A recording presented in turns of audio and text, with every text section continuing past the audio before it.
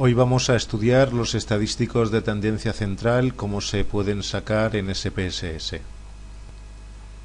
Primero de todo debemos abrir un archivo con SPSS y hay que tener en cuenta que para hacer las medidas de tendencia central es muy importante localizar qué tipo de variable tenemos, qué medida tiene, porque no todas las medidas se utilizarán los mismos estadísticos. Así vemos que, por ejemplo, sexo es una medida nominal, edad es una medida escalar y utilizaremos también nivel de estudios como una medida de tipo ordinal. Primeramente vamos a poner las etiquetas y vamos a hacer las medidas de tendencia central de la variable numérica, que en este caso será la variable edad. Para empezar vamos a ir a analizar, y en analizar en estadísticos descriptivos seleccionamos frecuencias. Hemos dicho que vamos a trabajar con la variable edad, la seleccionamos y la pasamos al cuadro de variables y nos vamos a estadísticos. En estadísticos vamos a coger la media, la mediana, la moda y podemos trabajar con los cuartiles. Vemos que los cuartiles son dividir todo lo que sería el rango de los valores en 4 partes y nos dice cuál es el valor que es limítrofe en cada una de las 4 partes. Luego también podríamos trabajar con puntos de corte para 10 grupos. Aquí serían los deciles, pero lo que nos interesa a nosotros es trabajar con los percentiles. El percentil, si recordamos, es el valor que deja por detrás suyo a un porcentaje o una cantidad de valores. ¿Qué valor está por detrás del 60% de los valores? Tendríamos que poner el percentil 60. En este caso haremos el percentil 60. Si vemos aquí abajo también tenemos medidas de dispersión como la desviación típica o la varianza. Nosotros clicaremos la desviación típica. Damos cuenta que continuar no está seleccionado porque no hemos añadido aquí el percentil. ¿Veis? Al añadir el percentil ya nos baja directamente. Apretamos continuar y ponemos aceptar. No hace falta poner la tabla de frecuencias, ya que es un valor numérico. La tabla de frecuencias no nos va a dar mucha información. Ahora sí que apretamos aceptar y el procesador despliega y nos hace un cuadro. En este cuadro vemos que para la variable edad, que tiene para válidos 40 casos, tenemos una media de 24, una mediana de 24,50, una moda de 23, una desviación típica de 2,918. El percentil 60 es 25. Eso significa que el número 25 deja por detrás suyo el 60% de los valores. Si queremos nosotros llevar esta tabla a un documento, lo que tenemos que hacer es clicar el botón de la derecha, lo copiamos y después podemos abrir un procesador de textos cualquiera y podemos pegar este cuadro. Una vez pegado, pues nos permite escribir la información que queramos, ya que se convierte directamente en un documento Word. A continuación haremos los estadísticos también de variables no numéricas, lo que serían, vamos otra vez a frecuencia, quitamos edad y hemos dicho que vamos a hacer el estadístico para sexo, que es una variable dicotómica nominal, y para nivel de estudios. Volvemos otra vez a buscar los estadísticos y aquí hemos de tener en cuenta que habrá diferentes estadísticos que no tendrán sentido, ya que no son números. Y de estas medidas vamos a coger únicamente la mediana y la moda. También podemos desconectar la desviación típica, ya que la desviación típica depende de la media. Es cierto que si el recorrido de las variables de tipo ordinal es muy grande, tendría algún tipo de sentido, nos daría algún tipo de información la media, y cuando son de recorrido más corto, cuando son solo 4 o 5 valores, realmente el estadístico que nos da más información es la mediana y la moda.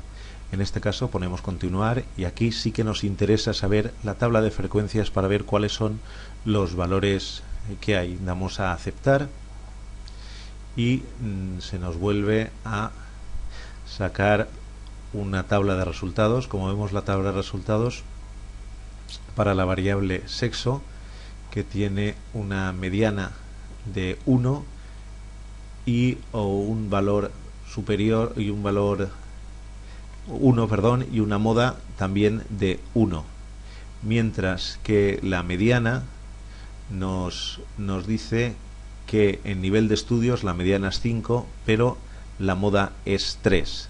Si vamos ya a cuadros más individualizados, vemos que para la variable sexo, hombres hay 21 valores, mujeres hay 19 valores. 21 valores son el 52,5% y la variable mujer es el 47,5%. Si vemos la tabla de nivel de estudios, que es más significativa, nos enseña qué cantidad de valores hay en cada uno. Por ejemplo, valores de nivel de estudios muy bajos solo tenemos 2, mientras que de bajo tenemos 13, de medio tenemos 4, de alto tenemos 9, de muy alto tenemos 10 y de super alto tenemos 2. Aquí tenemos en porcentajes los valores de porcentaje válido y aquí de los valores de porcentaje acumulado. Igualmente que hemos hecho en el otro caso, podemos copiarlos y llevarlos a un cuadro y podríamos escribir aquí un título que sería valores presentes en la variable sexo. Esto podríamos hacer igualmente con todos los otros valores que tenemos. Otra forma de presentar la información, que ciertamente no es un estadístico, pero sí que se utiliza para presentar la información y es parecido a lo que serían las tablas de frecuencia, sería lo que llamamos las tablas de contingencia. Están en estadístico, tablas de contingencia, y estas tablas de contingencia lo que nos hacen es presentar dos valores. En este caso haremos una tabla de contingencia para la variable sexo y para la variable nivel de estudios. Podemos mirar qué tipo de información queremos, iremos a casillas, podemos ver el observado, el esperado, luego podemos decir el porcentaje de la fila, de la columna, del total. Nosotros clicaremos el porcentaje total, aunque podríamos clicar los diferentes porcentajes y ponemos aceptar y nos sale la tabla de contingencia. Esta tabla de contingencia lo que nos está diciendo es que hombres con nivel de estudios muy bajos hay 1, mujeres con nivel de estudios muy bajos hay 1, es decir, que nos cruza las dos variables, la variable nivel de estudios y la variable sexo. Como vemos, tenemos también el recuento total de la variable, igual que hemos hecho anteriormente. Podemos copiar esta tabla, llevarla a un Word, ponemos tabla de contingencia sexo nivel de estudios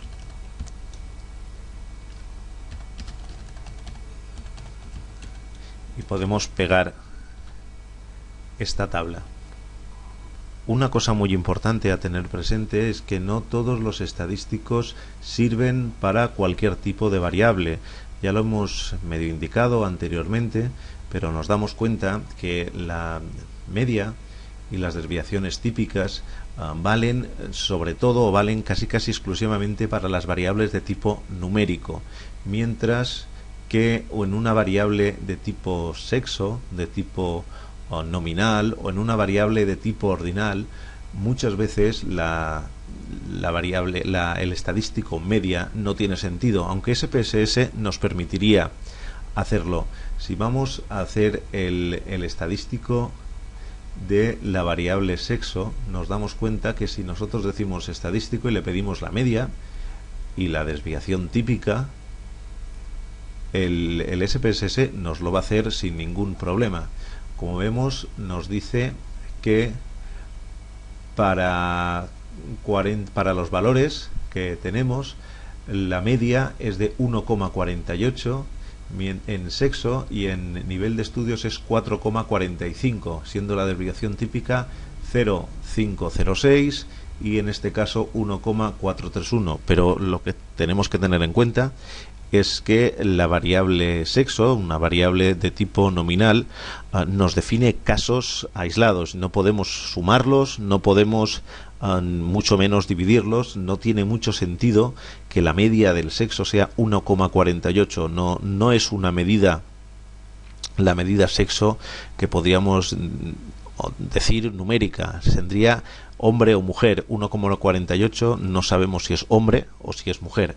Es decir, es un estadístico que realmente tiene poco sentido. Lo mismo pasaría en la variable tipo nivel de estudios, aunque aquí sí que podríamos suponer que si 1 es el nivel más bajo y 7 es el nivel más alto, la media está en 4,45, sí que tendría algún tipo de explicación, aunque realmente los estadísticos que más nos sirven en este caso serían tanto la moda como la mediana, sobre todo para la mediana, para la variable nivel de estudios.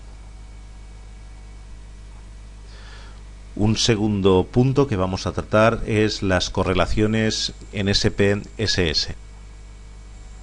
Cuando hablamos de correlaciones, hemos de tener en cuenta que tenemos dos tipos de correlaciones: las correlaciones paramétricas y las correlaciones no paramétricas. Si ponemos correlaciones bivariadas, también encontramos para pruebas no paramétricas. Vemos que podemos hacer la primera correlación que vamos a hacer será una correlación para utilizando Pearson. Pearson necesita siempre variables numéricas. En este caso vamos a utilizar la variable edad y la variable número de personas que viven en el hogar. Podemos poner aceptar y automáticamente nos sale la correlación. En este caso vemos que la correlación es negativa. Eso significa que cuanto más sube una variable, más baja la otra.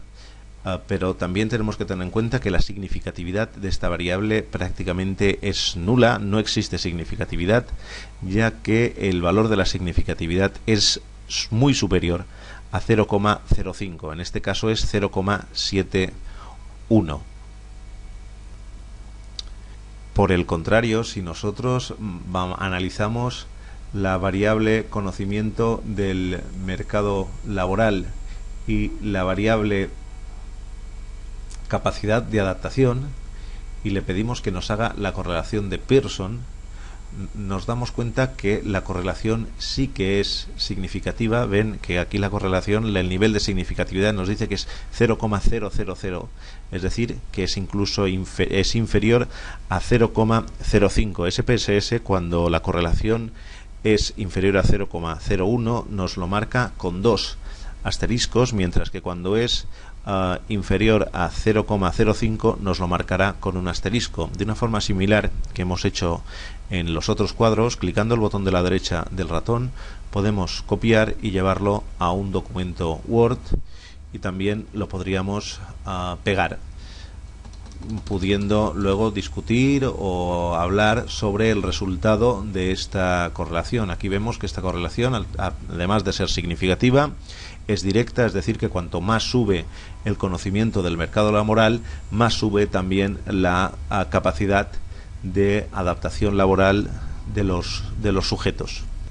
Para hacer la correlación entre una variable nominal y una variable ordinal, utilizaremos también las correlaciones bivariadas, pero en este caso diremos que lo que nos tiene que hacer es la prueba de Spearman. Recordemos que la prueba de Spearman se basa en rangos y no se basa en valores o en medias como se